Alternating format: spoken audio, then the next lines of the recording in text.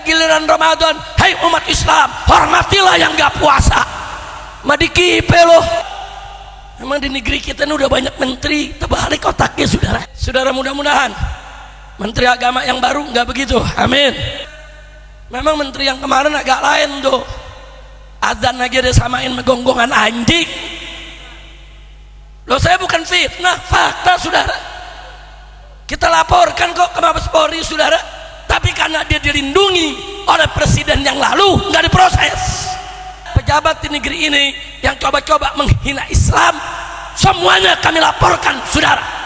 Saya nggak peduli siapapun. Dulu Gus Dur kita laporkan saudara, waktu mengatakan Al-Quran kitab suci paling porno di dunia.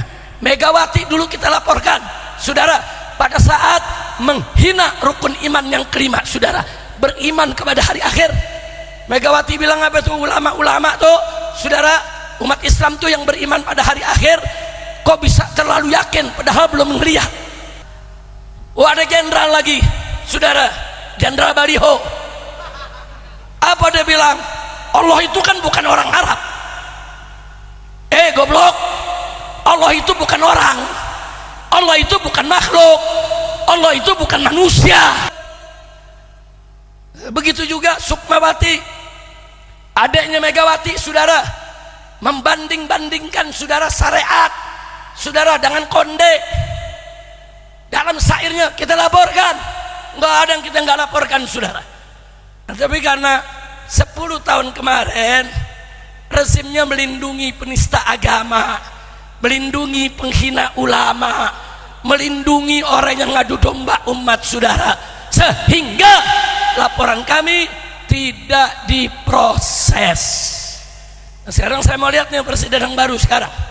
Kemarin tuh ada pelawak menghina-hina sholat, sudah kita laporkan kok, sudah kita laporkan di Polda Banten dan di Mabes Polri Jakarta saudara. Kita lihat aja diproses atau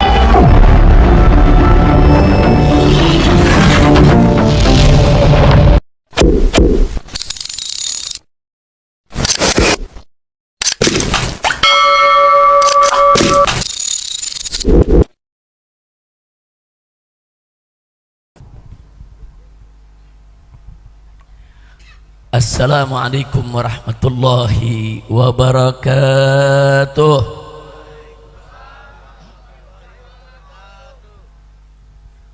Bismillah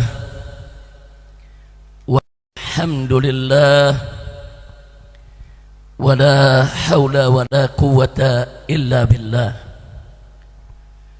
Ashhadu an la ilaha illallah wahdahu la syarika lah wa ashhadu anna sayyidana Muhammadan abduhu wa rasuluh la nabiyya ba'dah. Allahumma salli wa sallim wa barik ala sayyidina wa habibina wa syafi'ina wa maulana nabiyyina Muhammadin wa ala alihi at-tahirin at-tayyibin wa ashabihi al-ghurril mayamin wa man tabi'ahum bi ihsanin ila yaumiddin. Nah, amma ba'd, ahibba'il kiram, siyadatul habaib asy-syurafa wa sa'adatul ulama'il fudala wa jami'il hadirin wal hadirat al ahibba'il a'izza rahimakumullah. Fi hadhihi al munasabati as-sa'idah wa bimithli hadha al ijtima'il mubarak fi majlis ar-ratib wa dhikr la asma'ul husna la ansa an usiakum jami'an wa nafsi bi taqwallah wa bi ta'ati rasulillahi sallallahu alaihi wasallam. Fa nasallallahu subhanahu wa ta'ala an yaj'alana jami'an minal muttaqin, amin ya rabbal alamin.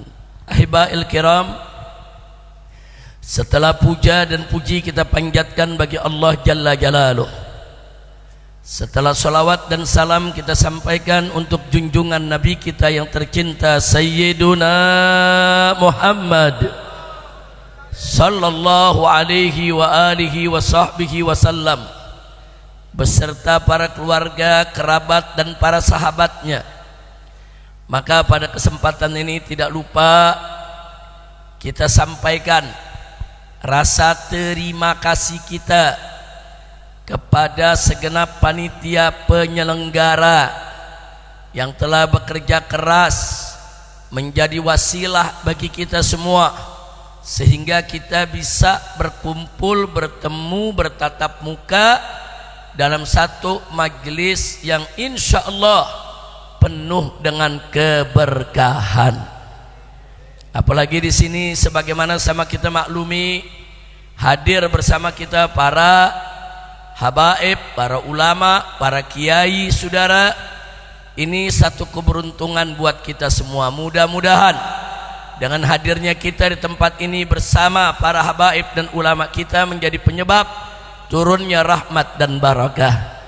Amin ya rabbal alamin. Dan kita apresiasi, kita sampaikan penghargaan yang tinggi kepada Sahibul Bait, wabil khusus akhina al-fadil al-ustad al-haj Hamdani Arsyad, saudara, yang telah membimbing kita, yang selama ini telah mengumpulkan kita selama 27 tahun dalam majelis ratib dan zikir Asmaul Husna ini.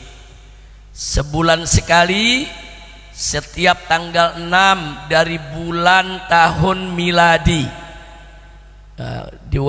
Mulainya dari maghrib, saudara, luar biasa.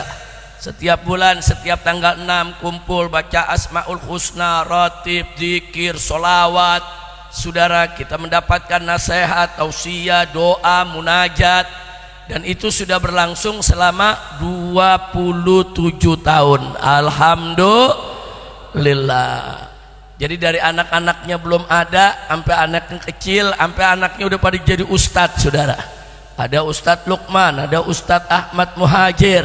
Saudara, kita doakan agar beliau beserta keluarga, begitu juga anak-anaknya dan keturunannya, insya Allah selalu diberkahi oleh Allah subhanahu wa ta'ala, mendapatkan keturunan yang solehin dan solehat. Amin ya rabbal alamin. Ahibahil kiram, kumpulnya kita pada malam hari ini sekaligus untuk tawakufan. Saudara, tablik akbar juga, saudara, Isra Mi'raj juga, rawahan Sa'banan juga, sekaligus juga nyambut bulan Ramadan. Alhamdulillah, enak nih acaranya, borongan ini ya kawan. Nah, mudah-mudahan berkahnya nambah, amin. Nah baik ya kawan, sebentar lagi kita akan masuk bulan Ramadan. Kita sama tahu bahwa bulan Ramadan ini adalah bulan di mana kita semua umat Islam diwajibkan untuk berpuasa. Saudara, kalau kita melihat firman Allah dalam surat Al-Baqarah di ayat 183, wallahu subhanahu wa ta'ala qala ya ayyuhalladzina amanu kutiba alaikumus syiyam kama kutiba alal ladzina min qablikum la'allakum tattaqun. Shadaqallahul azim. Dalam ayat ini Allah, saudara, menginformasikan kepada kita tentang kewajiban puasa Ramadan dan sekaligus juga menginformasikan kepada kita bahwa kewajiban puasa itu merupakan syariatun qadimah, syariat lama yang sudah ada sebelum zaman Nabi kita Sayyiduna Muhammad sallallahu alaihi wasallam. Makanya Allah nyatakan ya ayyuhalladzina amanu, hei orang-orang yang beriman. Siapapun daripada kita yang menyadari dirinya punya iman, terlepas dari imannya itu lemah atau kuat, imannya tebal atau tipis, selama masih ada iman, wajib merasa terpanggil dengan seruan Allah subhanahu wa ta'ala tersebut. Allah panggil bin nida'il habib, Allah panggil dengan seruan yang penuh cinta dan kasih sayang. Wahai orang-orang yang beriman. Luar biasa saudara, dipanggil dengan panggilan cinta, panggilan kasih sayang, panggilan penuh rahmat dari Allah subhanahu wa ta'ala. Selanjutnya Allah kasih tahu kita, kutiba alaikumusiyam, diwajibkan atas kamu sekalian berpuasa. Kama kutiba, sebagaimana pernah diwajibkan, alal ladzina min qablikum, kepada umat sebelum kamu. Untuk apa kita puasa? Belum kita bertanya. Allah lanjutkan ayatnya, la'allakum tattaqun, agar supaya kamu sekalian bertakwa kepada Allah. Jadi puasa merupakan salah satu jalan untuk kita lebih meningkatkan ketakwaan kita kepada Allah subhanahu wa ta'ala. Tapi perlu diketahui Pak Bu ya, surat Al-Baqarah ayat 183 ini wajib puasa Ramadannya masih wajib mukhayyar. Artinya wajib mukhayyar, wajibnya masih boleh milih. Mau puasa boleh, enggak puasa boleh. Dari mana kita tahu? Ayat 184-nya saudara. Allah nyatakan di situ di tengah ayat 184, wa 'alal ladzina yutiqunahu fafidyatun ta'amu miskin. Dan bagi mereka-mereka yang masih berat mau puasa, berat nih mau puasa, enggak apa-apa dia bayar fidyah saudara. Jadi enggak langsung tuh, karena umat Islam saudara, umat Islam ini saudara enggak pernah puasa 1 bulan penuh.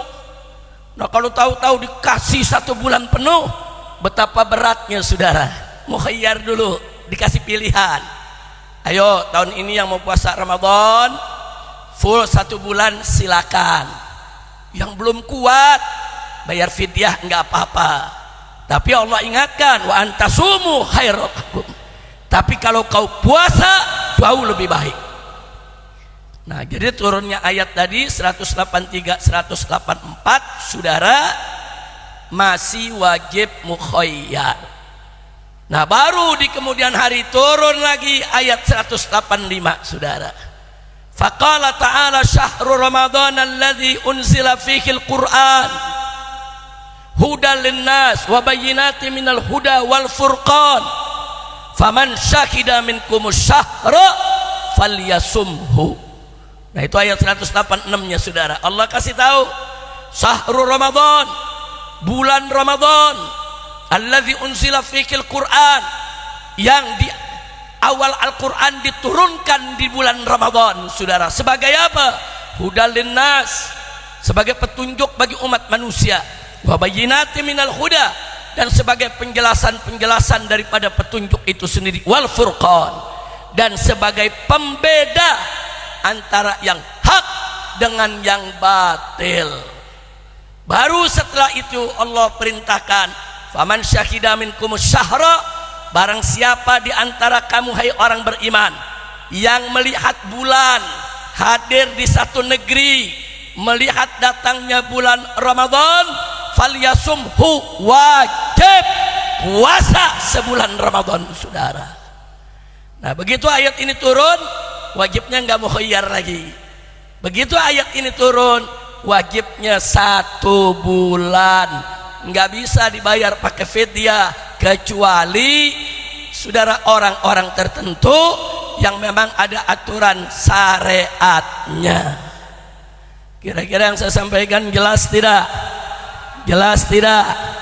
Nah, kayak minuman keras saudara, minuman keras kan awalnya nggak langsung diharamin dulu, Allah kasih tahu dulu ada madorotnya saudara. Terus yang berikutnya lagi saudara, Allah larang kalau mau sholat saudara nggak boleh mabok saudara, nggak boleh. Nah saudara, tapi kalau masih jauh waktu sholat, yang mau minum saudara. Baru terakhir Allah haramkan itu minuman keras. Itu salah satu keindahan syariat Islam. Berapa banyak hukum dalam Islam turunnya bitadarruj saudara, setahap demi setahap, tidak sekaligus. Di antaranya adalah puasa Ramadan. Nah, baik saudara, dulu awal turun, awal wajibnya mukhayyar. Yang mau puasa silakan, yang enggak mau puasa bayar fidyah. Nah tapi sekarang enggak saudara ya, wajib umat Islam semuanya berpuasa full 1 bulan selama bulan Ramadan, kecuali saudara kalau dia belum memenuhi syarat. Saudara seperti apa? Belum dewasa, belum akil balik, saudara, anak kecil, ya memang belum wajib untuk puasa Ramadan, saudara. Begitu juga akalnya nih sehat, saudara, berakal, bukan orang gila. Kalau ada orang gila jangan dipaksa puasa. Orang gila nggak wajib puasa, saudara.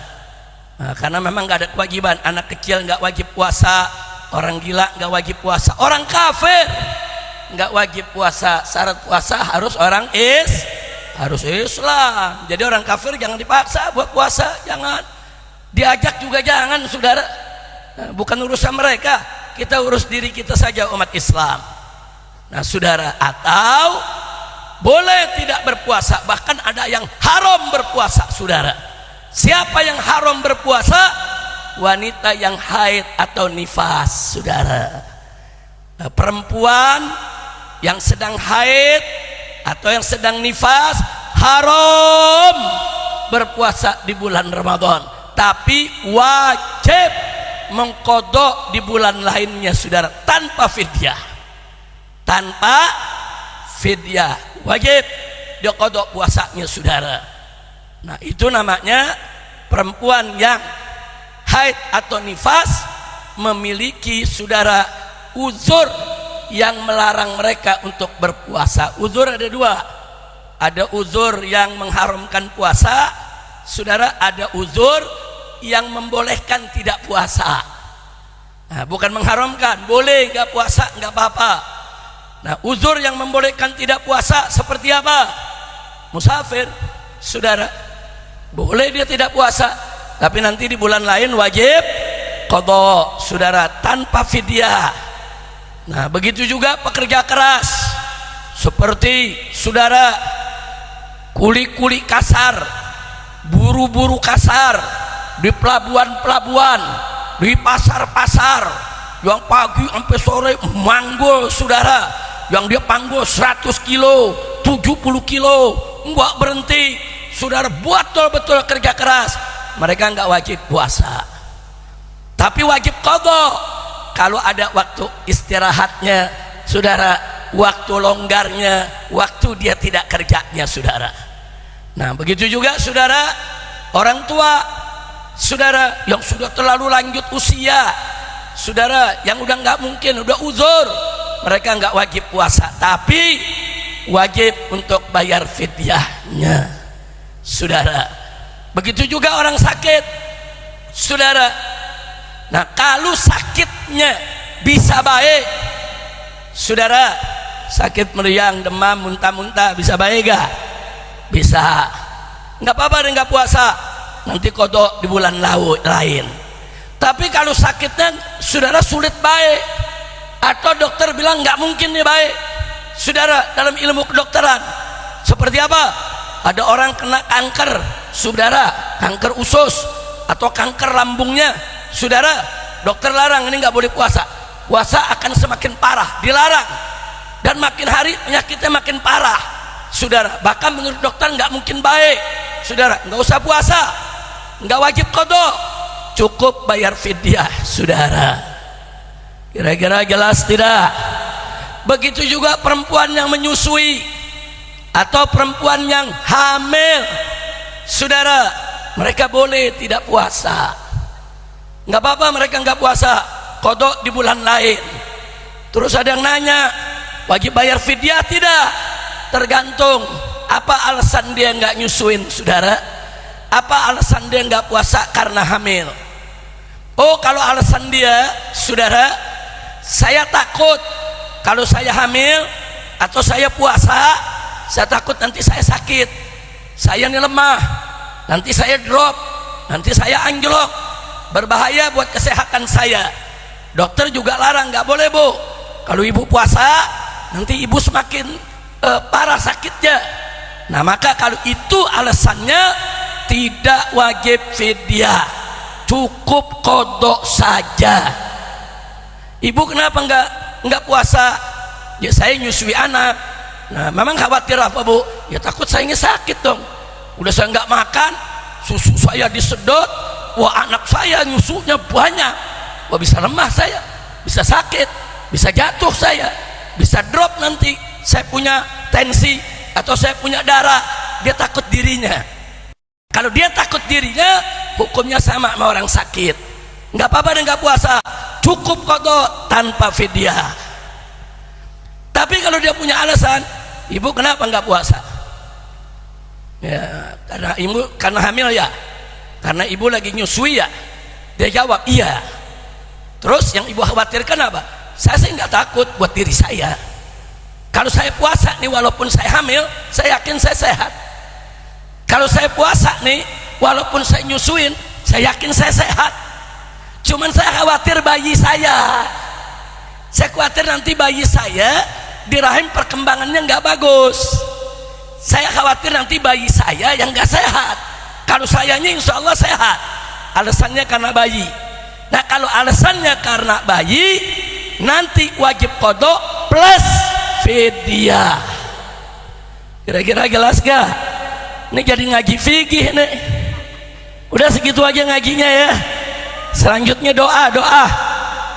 Nah, udah terus. Itu kan namanya lagi ngaji kita, betul. Ada yang nanya, Habib kalau musafir afdolnya puasa apa enggak Beb? Saudara, tergantung. Kalau musafirnya enggak jauh ke Bandung, naik mobilnya Alphard, dingin, sejuk, enak, sejam sampai di Bandung, udah ada hotel, penginapan, cakep. Saudara, enggak buang tenaga. Yang afdol tetap puasa. Yang afdol tetap puasa. Orangnya masih muda, gagah, kuat, saudara. Nah, dia musafir dekat, perjalanannya ringan, saudara. Karena dari sini ke Bandung udah musafir tuh, udah lebih dari 82 kilo, saudara. Nah tapi kan zaman sekarang ada jalan tol, mobilnya bagus-bagus lagi, saudara. Nah kalau orangnya kuat, kendaraannya bagus, perjalanannya nggak melelahkan, saudara, afdolnya tetap puasa. Tapi kalau dia nggak mau puasa, boleh, nggak dosa, saudara. Karena dia musafir, dia punya hak untuk menggunakan uzurnya, saudara. Tapi wajib qadha di bulan lain. Habib, musafirnya akhir Ramadan pulang kampung, naik kereta, masuknya aja dari jendela. Ayo, ada gak yang begitu? Udah desek-desekan, buah keringat. Kadang-kadang kita dari jendela udah mau masuk nih, dijorokin dari dalam. Nah kira-kira saya mau tanya, capek gak? Melelahkan gak? Bawa anak, bawa istri, saudara, wah bawa barang banyak. Afdol jangan puasa. Afdol jangan puasa. Kenapa? Karena dia akan kesulitan, dia akan kelelahan, saudara. Sampai di sini kira-kira jelas tidak? Paham? Nah ini pelajaran fikih. Alhamdulillah. Nah saudara, jadi kalau ada bulan Ramadan besok, ada orang kita lihat di jalan nggak puasa, jangan suudzon dulu. Jangan-jangan dia orang kafir. Orang kafir kan nggak wajib puasa, betul? Jadi kalau ada yang lalu lalang nih bulan puasa makan, kafir kali ini. Kafir kali ini. Saudara, jangan marah kalau bilang kafir, ya orang kan nggak tahu, belum lihat KTP kita, betul? Ya tapi dia pakai piki putih, kafir yang pakai piki putih ada. Kira-kira jelas gak? Saya mau tanya, mau dianggap kafir? Mau dianggap kafir? Makanya puasa. Terus ada yang jawab, anak muda, enggak Beb, yang lewat saya punya tetangga bukan orang kafir, tapi tapi dia nggak puasa beb. Husnudzon saudara, jangan-jangan dia belum balik, jangan-jangan belum balik, betul? Anak muda jawab, bagaimana belum balik beb? Dia udah punya bini, berarti udah balik belum tuh? Atau jangan bilang punya bini, bagaimana belum balik beb? Temen saya udah gede, umurnya 20 tahun. Ya kalau 20 tahun kayaknya udah balik ya, betul? Tapi jangan suudzon dulu, jangan-jangan dia perempuan yang lagi hamil atau perempuan yang lagi nifas, betul? Atau perempuan yang lagi haid. Ini anak muda jawab, enggak beb, dia lelaki, dia bukan perempuan. Oh lelaki, kafir bukan saudara, anak kecil bukan, perempuan bukan. Oh jangan-jangan dia musafir kali. Dijawab, man, enggak, dia enggak musafir beb, dia duduk depan rumahnya. Oh bukan musafir, bukan, sakit kali, sakit. Enggak beb, saya ngobrol, orang dia seger, badan tegap, dia ngerokok depan rumahnya sambil ngopi. Yakin dia nggak sakit? Enggak. Saya tanya, ente sakit? Dia bilang enggak sakit. Nah loh, kafir bukan, anak kecil bukan, perempuan bukan saudara, sakit enggak, musafir bukan. Jangan-jangan gelo kali, jangan-jangan gila, kan orang gila yang nggak puasa, betul? Saya mau tanya di sini, mau dibilang orang gila? Mau dibilang orang gila? Makanya puasa. Dijawab lagi anak muda, enggak beb, enggak gila, ngomongnya benar.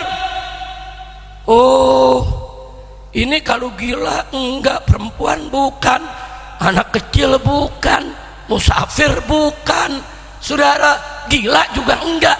Oh jangan-jangan dia setan, jangan-jangan dia ada yang protes, nggak bisa beb, dia manusia bukan setan. Setan itu minal jinnati wanas. Ada gak setan manusia? Ada setan kepala hitam. Justru ini yang berat. Kalau setan yang beneran dibelenggu sama Allah bulan Ramadan, betul? Ini setan kepala hitam nih, ngopi depan rumah. Kacau tidak? Kacau tidak? Jadi kalau orang begini dikatain setan, ya jangan salahin kita, betul? Orang liwat, ada setan tuh, lagi ngopi setan. Masya Allah, kira-kira jelas gak? Maka itu saya mau tanya semua di sini, saya mau tanya, mau dibilang orang gila? Mau dibilang orang gila? Mau dibilang saudara setan? Mau tidak? Mau dibilang kafir? Kalau nggak mau, rame-rame kita puasa. Nah, kira-kira jelas tidak nih? Paham insyaallah ya? Iya, karena setan itu ada dua, ada setan jin, ada setan manusia. Yang diikat dibelenggu setiap bulan Ramadan, saudara, itu setan, pengikutnya iblis dari kalangan jin. Tapi kalau yang namanya setan manusia, setan kepala hitam, enggak saudara. Nah begitu saya minta kepada umat Islam yang sudah terkena kewajiban puasa dan tidak punya uzur untuk meninggalkan puasa, wajib untuk puasa, jangan coba-coba ditinggalkan. Siap puasa Ramadan, siap puasa Ramadan. Ada janji dari Nabi saudara. Apa kata Nabi dalam hadis sahih? Man shoma ramadhana imana wa ihtisaba ghufira lahu ma taqaddama min dzambihi. Saudara, barang siapa yang berpuasa Ramadan imanan, dengan penuh keimanan, wahtisaban, dan tulus serta ikhlas hanya karena Allah, ghufira lahu, diampuni buat dia saudara, mata qaddama min dzambi, daripada dosanya yang sudah lalu. Masya Allah, dosa-dosa kita diampuni saudara. Kapan lagi kita punya dosa diampuni, kesalahan kita dimaafkan? Ramadan merupakan fursatun zahabiyah, kesempatan emas. Insya Allah kita semua ditakdirkan oleh Allah bisa puasa Ramadan. Amin ya rabbal alamin. Dan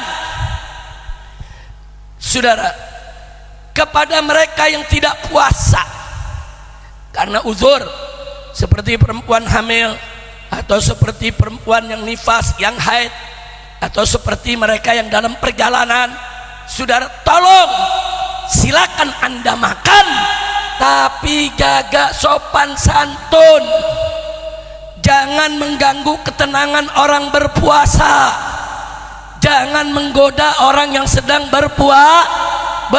Silakan dia makan, silakan dia minum, itu hak dia, saudara.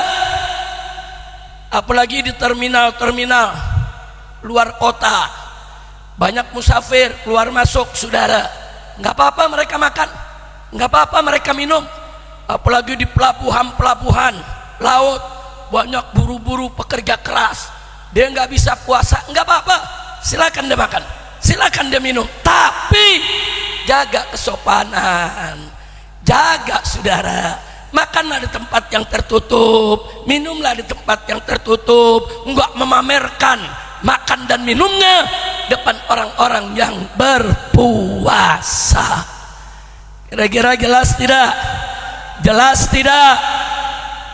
Beberapa daerah membolehkan warung-warung buka di bulan puasa, tapi dikasih syarat, harus ditutup rapat sama terpal, sama kain. Jadi orang di luar nggak lihat kalau di dalam ada yang makan. Nggak apa-apa, peraturan begitu boleh, saudara. Saudara, dibukanya warung tapi sopan, ditutup. Kenapa?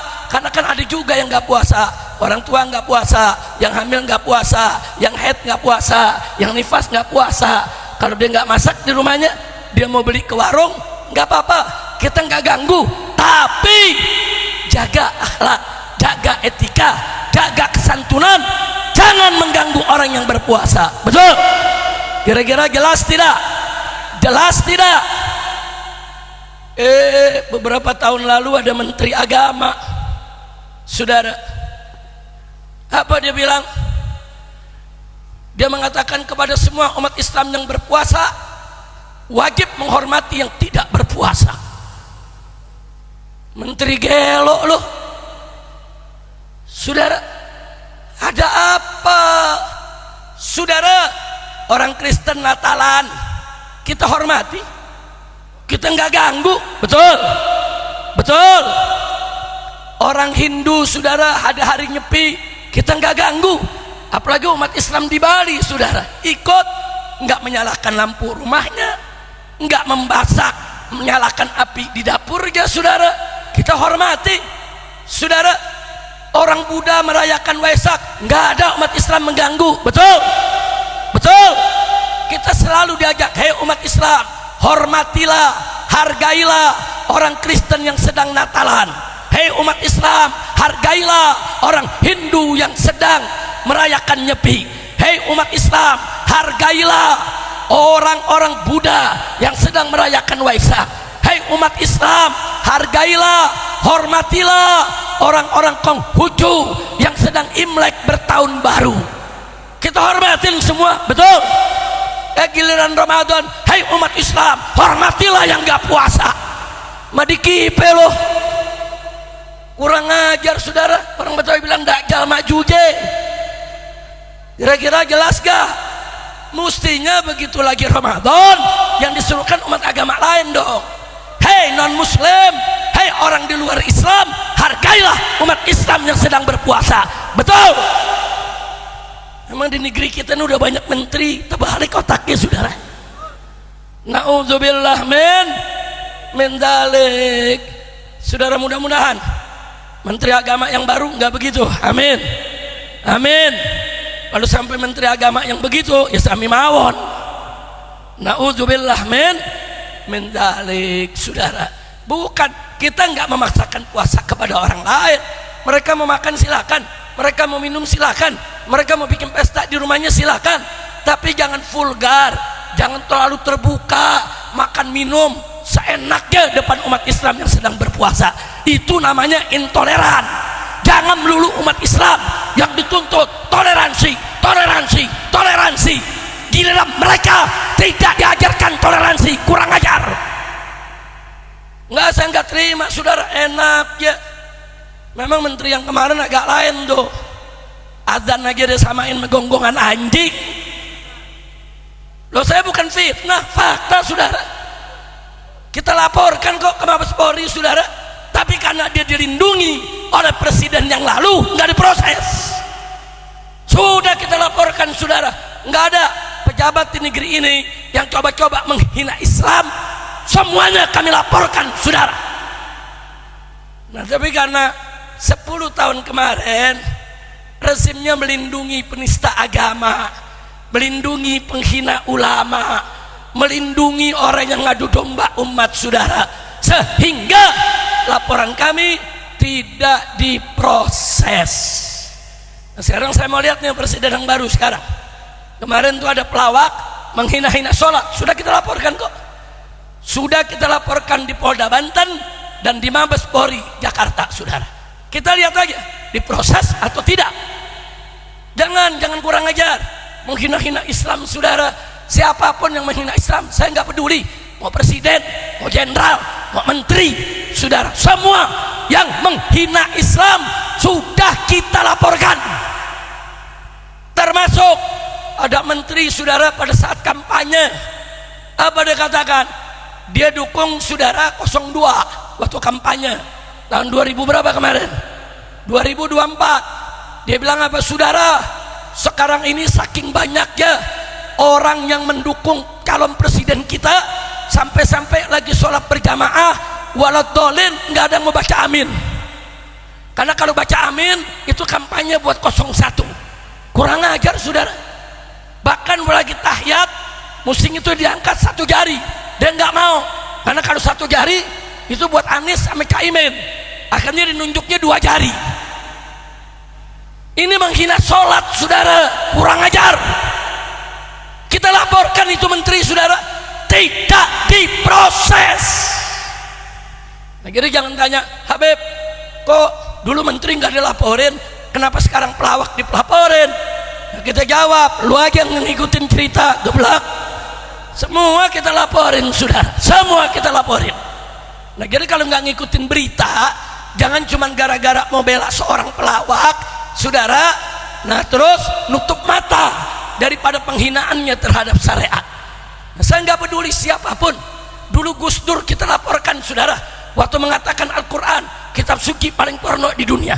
Megawati dulu kita laporkan saudara, pada saat menghina rukun iman yang kelima saudara, beriman kepada hari akhir. Megawati bilang apa tuh, ulama-ulama tuh saudara, umat Islam tuh yang beriman pada hari akhir kok bisa terlalu yakin padahal belum melihat, padahal belum ngalamin. Apa kita laporkan sampai sekjen PDIP Hasto datang ke pesantren saya saudara, ke Gunung Megamendung. Habib, salam dari ibu minta laporannya dicabut. Saya sampaikan ke Ibu Mega, minta maaf, tobat, baru saya cabut. Kalau tidak minta maaf, tidak tobat, tidak merasa bersalah, tidak akan dicabut, titik. Pulang Hasto sampaikan ke Mega, silakan. Ada jenderal lagi saudara, Jenderal Baliho. Apa dia bilang? Allah itu kan bukan orang Arab. Goblok, Allah itu bukan orang, Allah itu bukan makhluk, Allah itu bukan manusia. Bukan saudara, Allah itu saudara, sebagaimana kita ketahui punya sifat-sifat azali. Dia Tuhan pencipta kita, yang menjamin rezeki kita, yang menghidupkan dan mematikan kita. Tuhan bukan orang. Jadi kalau jenderal bilang Tuhan itu bukan orang Arab, jadi orang mana? Orang Cina, orang India, orang Betawi, orang Jawa, orang Sunda. Kurang ajar ente, Allah diorangkan. Kita laporkan saudara. Begitu juga Sukmawati, adiknya Megawati saudara, membanding-bandingkan saudara syariat saudara dengan konde. Dalam syairnya kita laporkan, nggak ada yang kita nggak laporkan saudara. Nah, jadi sekali lagi sudah, kalau dihitung saudara, tokoh-tokoh nasional saja itu ada 30-an lebih yang kami laporkan. Belum tokoh-tokoh lokal. FPI di semua provinsi bergerak. Pokoknya yang ada hina Allah, hina Quran, hina Nabi, hina Islam, bahkan hina ulama, laporin. Saudara, nggak ada yang kami biarkan, saudara, kecuali kalau dia tobat, insaf, sadar, minta maaf, kami tarik, saudara. Ya dulu Ahmad Dhani, pimpinan band Dewa, saudara, dia taruh karpet, nyanyi-nyanyi di atas karpet. Ternyata di karpetnya ada logo bandnya. Logo bandnya itu, saudara, kaligrafi lafzul jalalah, kaligrafi tulisan Allah. Kita protes, saudara. Nah begitu kita protes, dia nggak terima, lapor ke MUI, MUI bela dia. Lapor ke Gus Dur bela dia, saudara. Lapor ke ahli tafsir, Profesor Doktor, si ahli tafsir bela dia, saudara. Dia pikir FPI bakal mundur. Enggak, lu injek-injek nama Allah, lu mau lapor 1000 MUI gak ada urusan, saudara. Nggak ada, tetap kita lapor, tetap kita kejar. Nah akhirnya MUI kita datangi. Kenapa anda bela orang ini? Ternyata MUI pikir, saudara, hanya persoalan lambang. Dia pakai lambang kaligrafi Allah. Kata MUI yang nggak apa-apa. Kita kasih tahu MUI, bukan itu persoalannya, lambangnya diinjak-injak di bawah. Kita setelin filmnya ke MUI, saudara. Mereka nonton, baru MUI yang minta maaf, saudara.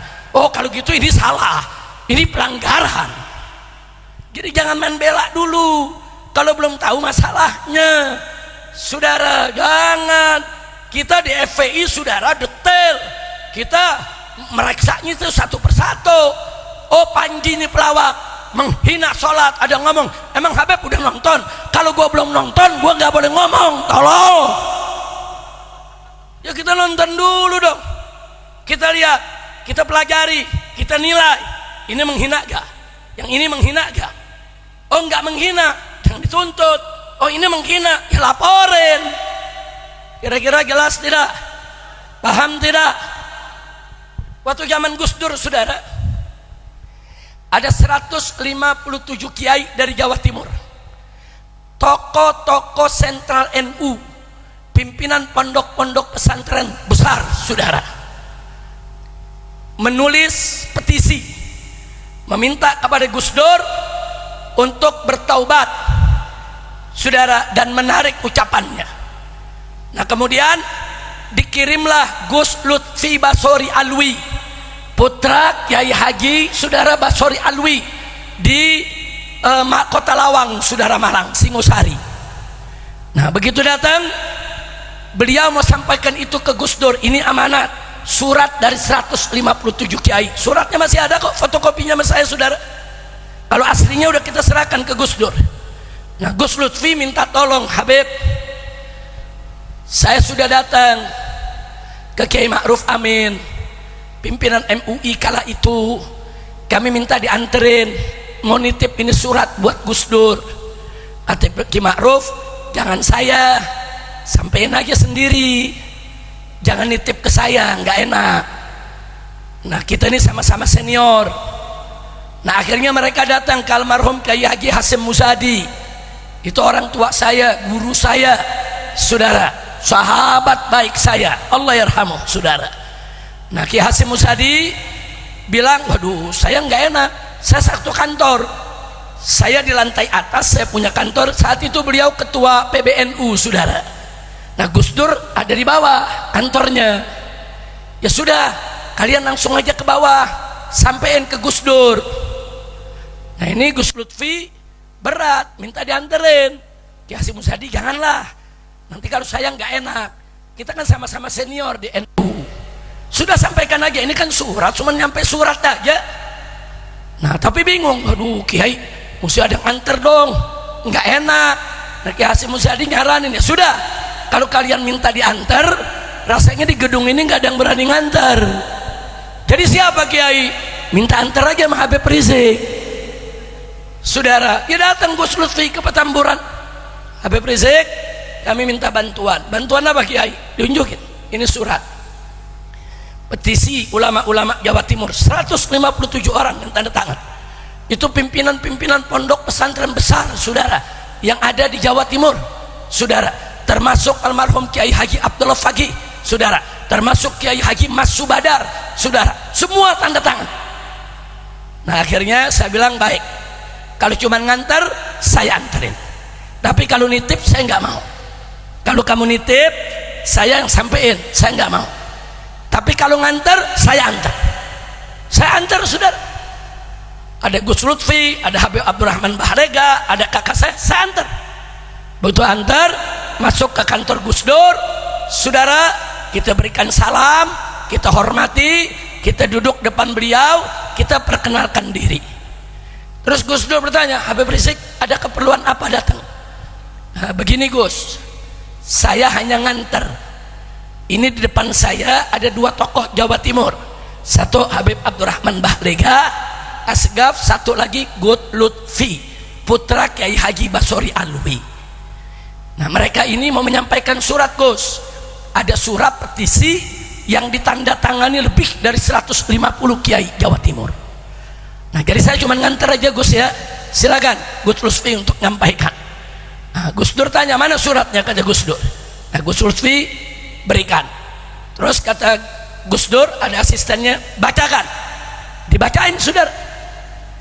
Nah begitu dibacain isinya itu tadi saudara, minta Gus Dur ini minta maaf, taubat saudara, dan tarik itu ucapan.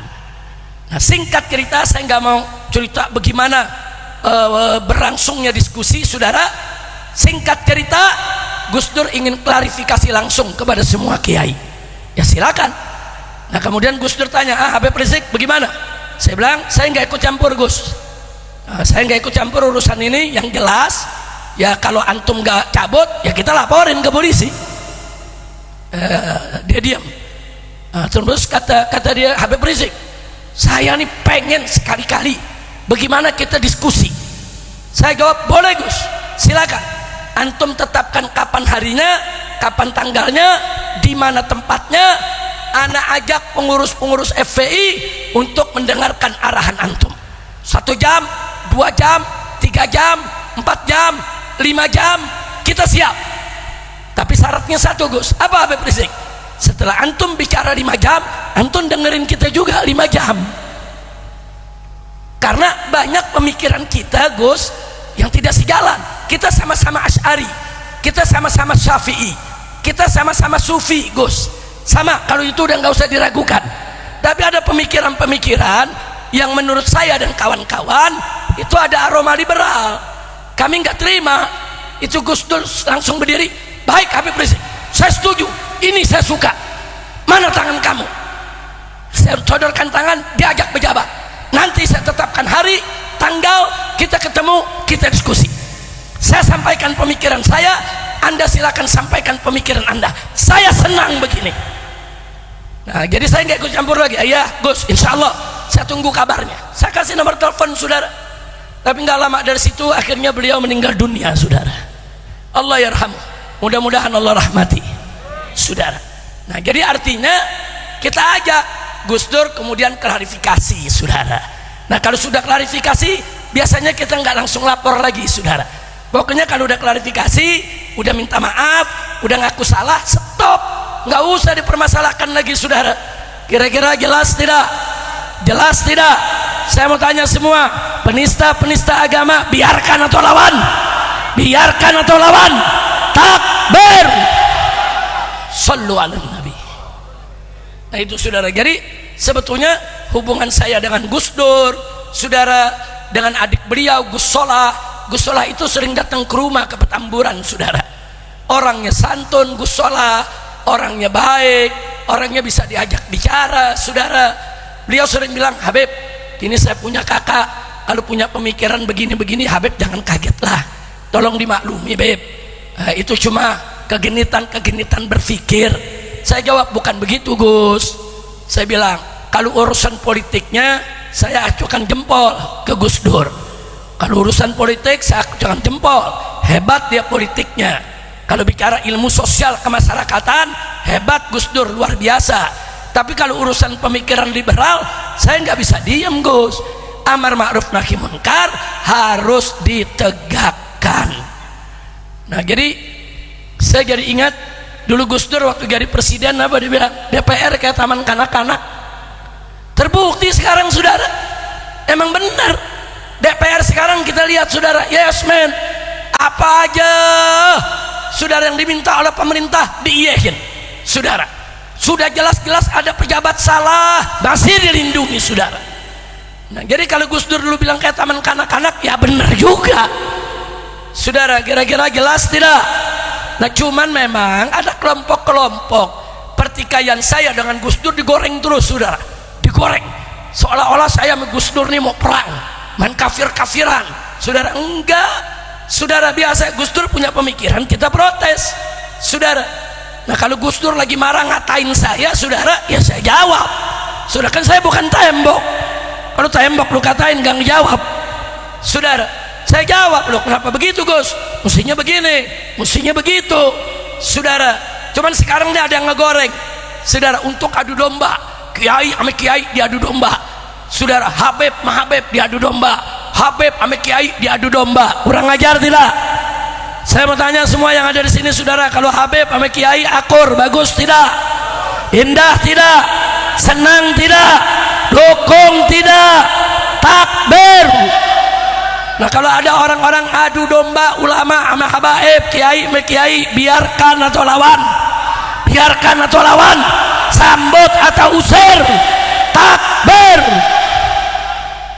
Nah itu yang saya mau sampaikan. Jadi saudara, alhamdulillah, mudah-mudahan dari dulu sampai sekarang, dan mudah-mudahan sampai yang akan datang sampai akhir hayat saudara, saya tidak akan berubah.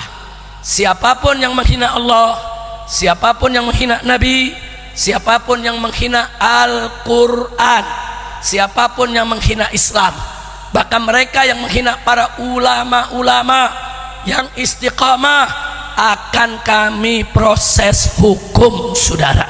Nggak bakal kita biarkan, nggak bakal siapapun dia, mau itu presiden, wakil presiden, menteri, wakil menteri, pejabat tinggi saudara, mau itu artis, mau itu saudara jenderal saudara, TNI, Polri, saya nggak peduli saudara. Hina Islam berhadapan dengan kita saudara, titik. Emang itu saya mau tanya semua di sini, sekali lagi saya mau tanya, kalau ada yang menghina Allah, biarkan atau lawan? Jadi kalau saya lawan, setuju tidak? Dukung tidak? Takbir. Nah sebelum saya akhiri kembali soal Ahmad Dhani tadi saudara, Ahmad Dhani gentleman. Begitu saya bawa ke MUI, filmnya diputar di MUI, akhirnya MUI menyadari, oh iya ternyata Ahmad Dhani salah. Karena Ahmad Dhani dikontak, dikasih tahu, dinasehati saudara, sadar, minta ketemu saya, ketemu saudara, minta arahan bagaimana cara tobatnya, bagaimana cara untuk minta maafnya, kita kasih arahan. Dan beliau minta maaf secara terbuka saudara. Logo beliau robah sedikit, takut kalau lain kali nggak sengaja keinjak lagi. Saya bilang, saya yakin Anda tidak sengaja. Kalau Anda dari pertama minta maaf, kami khilaf, kami nggak sengaja, selesai, kita nggak laporin. Cuman Anda kan ngelawan, kami kasih tahu nggak mau dengar, malah minta bantuan ke ahli tafsir, ke Gus Dur, ke MUI, ya kami kejar. Tapi kalau Anda sudah begini, selesai, laporan kita cabut saudara. Nah akhirnya dia bikin siaran pers, dia nyatakan, yaitu minta maaf, dia cabut, dia punya logonya, dia cabut rekaman yaitu daripada acara tersebut, selesai. Dan sampai hari ini hubungan saya dengan Dhani udah kayak keluarga saudara.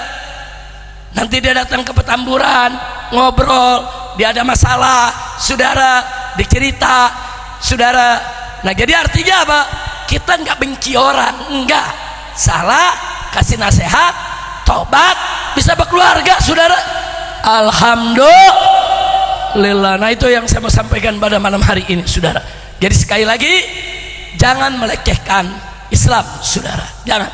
Nah maka itu saya minta kepada Bapak Menteri Agama yang sekarang jangan mengulangi perilaku menteri agama yang lalu. Jangan lagi ada pernyataan adzan seperti gonggongan anjing.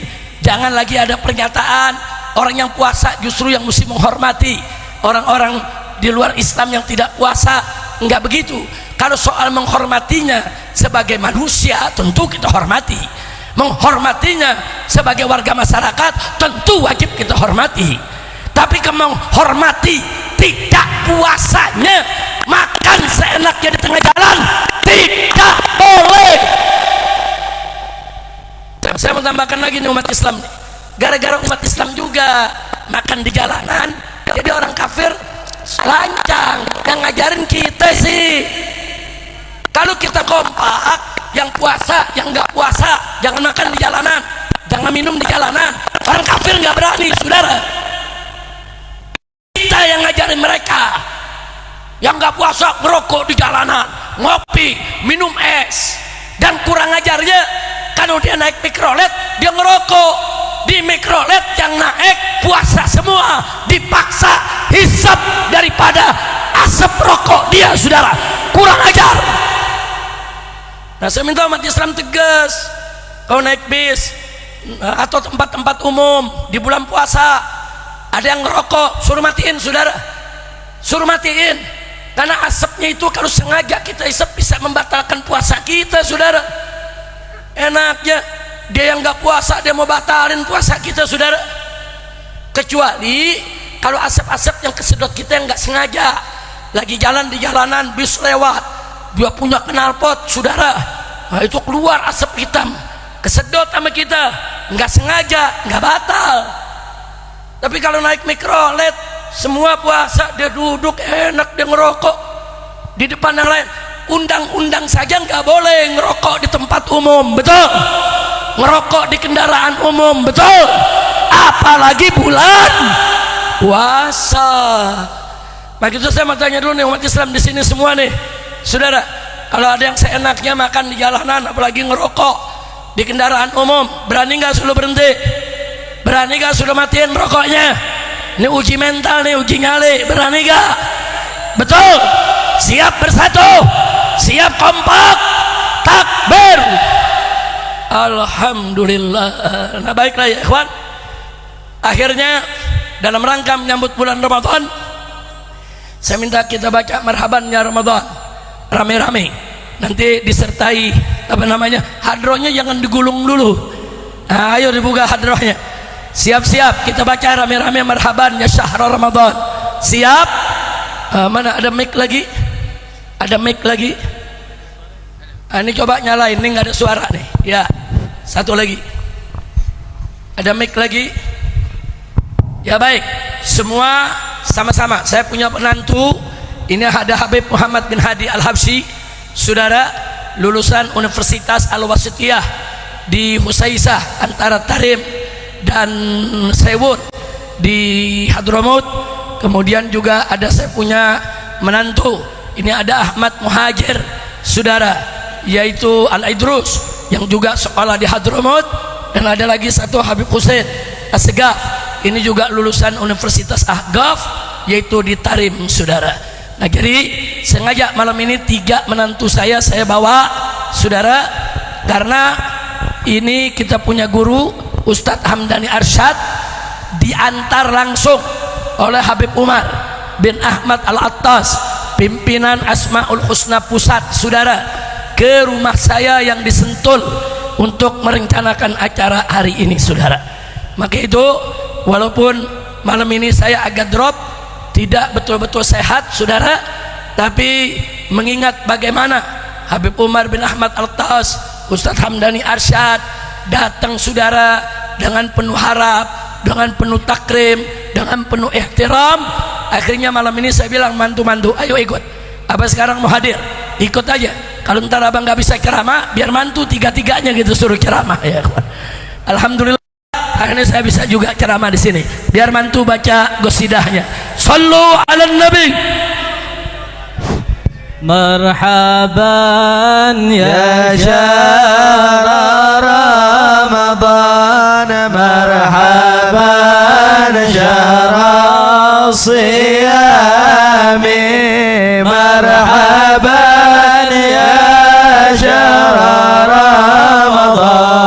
مرحبا شهر القيام مرحبا يا شهر رمضان مرحبا شهر الصيام مرحبا يا شهر رمضان مرحبا شهر القيام مرحبا يا قادم الآن أنت لي غاية مرامي بقدومك ينجلي الراد ويزول الاغتنام مرحبا يا شهر رمضان مرحبا شهر الصيام مرحبا يا شهر رمضان مرحبا شهر القيام مرحبا يا قرة أعين يا شفاء كل سقام أنت موسم كله إحسان يا مشرف بالدوام مرحبا يا شهر رمضان مرحبا شهر الصيام مرحبا يا شهر رمضان مرحبا شهر الصيام فيك ينشأ كل إنسان بالتلاوة والقيام ويصلي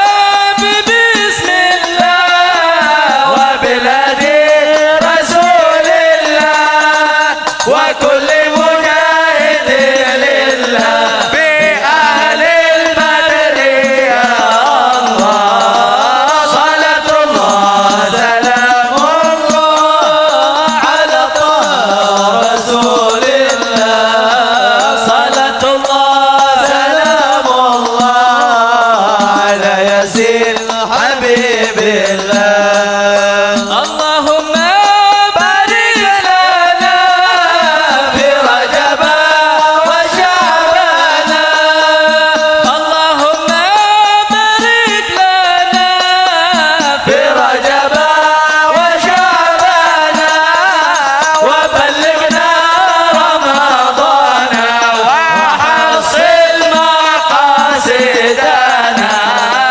صلاة الله سلام الله على طه رسول الله صلاة الله سلام الله على ياسين ayo semuanya اللهم بارك لنا في رجب وشعبان اللهم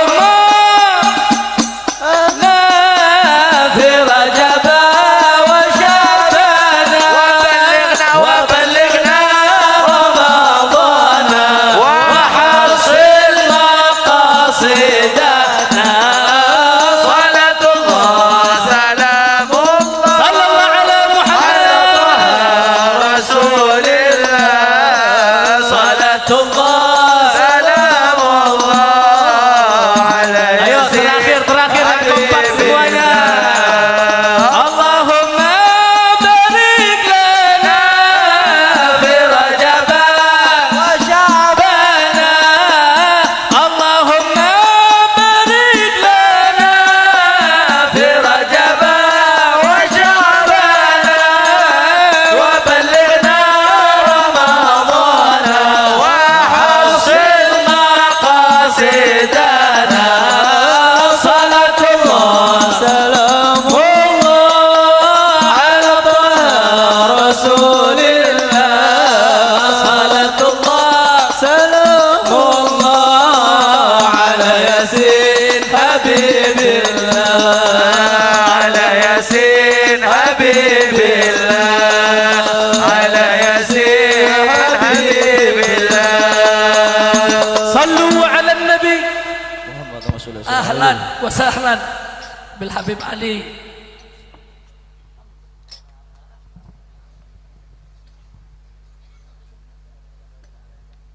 Alhamdulillah, saudara, mudah-mudahan apa yang sudah saya sampaikan tadi manfaat buat kita semua. Saya minta maaf kalau ada kesalahan, kekhilafan, saudara tolong dibukakan pintu maaf. Nah, saya juga minta supaya semua yang hadir di sini saling membuka hati, saling memaafkan dalam rangka menyambut bulan Ramadan, supaya kita menyambut bulan Ramadan biqalbin salim, dengan hati yang bersih, hati yang saudara indah, hati yang sejuk, insya Allah. Nah, karena itu sekali lagi saya minta maaf atas segala kekurangan, kekhilafan dan kesalahannya, dan terima kasih atas segala perhatiannya untuk guru kita, yaitu Ustadz kita, Ustadz Hamdani Arsyad dan keluarga.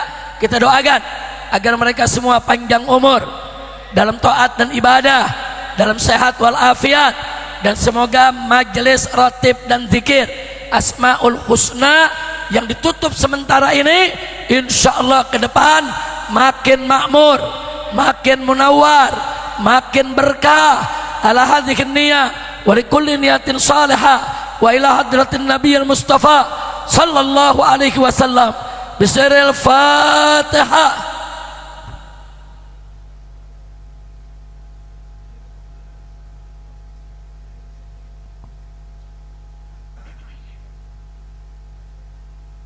Taqabbalallahu minna wa minkum wa taqabbal ya karim. Sekian dari saya, terima kasih banyak. Selanjutnya jangan ada yang bergerak dari tempat duduknya. Ada Habib Ali Al-Habsyi dari Kuitang yang akan memimpin talqin zikir dan doa. Nah, mudah-mudahan doa kita digabulkan. Mudah-mudahan semua jamaah di sini tidak pulang ke rumah kecuali dosanya diampuni oleh Allah, kesalahannya dimaafkan, penyakitnya disembuhkan, kesulitannya dimudahkan, kesempitannya dilapangkan, jodohnya dientengkan, rumah tangganya diharmoniskan, utang piutangnya dilunaskan, diberikan keturunan solehin dan solehat, bahagia dari dunia hingga akhirat. Amin ya rabbal alamin. Sekian, hadani Allah wa iyyakum ila siratal mustaqim. Wassalamualaikum warahmatullahi wabarakatuh.